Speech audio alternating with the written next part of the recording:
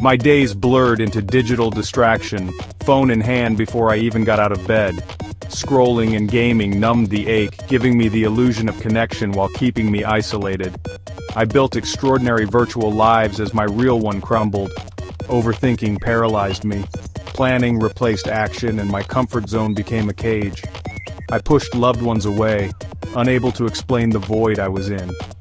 Invitations faded, and I made myself invisible, not because no one cared, but because I built walls too high to climb. Alone, I realized the cage was of my own making. The turning point was quiet, just a line from an online interview. Discipline is the ultimate form of self-love. I'd always seen discipline as punishment, but this reframed everything. Every act of discipline could be an act of kindness to my future self. My inaction wasn't laziness, it was self-abandonment. The quote echoed in my mind, challenging the ghost I'd become. For the first time in years, I felt a flicker of hope. What if I could do just one small act of self-love? Not to change everything overnight, but to prove I could try. The question was terrifying and exhilarating. Could I love myself enough to take one step? That night, I didn't make a grand plan. I made one small promise. Wake up at 6 a.m., no exercise, no world-changing goals, just get up, sit with a notebook and write. The alarm felt impossible, but I remembered, discipline is self-love. Getting out of bed was my first gift to myself in years. I watched the sunrise, something I hadn't done in ages. I wrote about my fears and regrets, pouring out what I'd kept locked away. Putting it on paper made it less intimidating. That morning didn't solve everything, but it broke the pattern. For the first time in a decade, I kept a promise to myself. It was a small win, but it was the start of something. Consistency built self-trust, and self-trust became the foundation for everything else. I realized that the biggest changes come from the smallest, most consistent actions.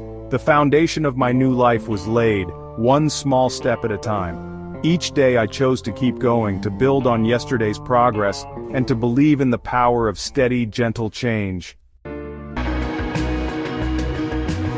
The journey wasn't a straight line. There were setbacks, missed alarms, and days of old habits. The inner critic was loud, but journaling helped me see setbacks as data, not disasters. I learned to ask why I stumbled, not just beat myself up. Curiosity led to better strategies, preparing workout clothes, stocking healthy snacks. Persistence wasn't about perfection, it was about forgiving myself and getting back on track. Each stumble built resilience, the strength to get up again. True confidence came from knowing I could recover, not from never falling. The journey was about commitment, not flawlessness. Every time I restarted, I reinforced my belief in myself. The process was messy, but it was real. Becoming wasn't about being perfect, it was about showing up again and again. Over time, the changes became visible. Energy returned, and I was no longer a ghost. My part-time job grew into a full-time role I cared about.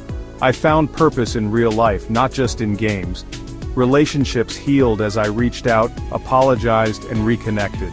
Friends and family welcomed me back with love and understanding.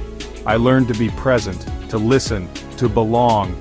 The desire to give back grew. I shared my story with others who felt lost. Volunteering, I realized the smallest act of discipline could change a life. The greatest gift wasn't external success, but quiet self-respect.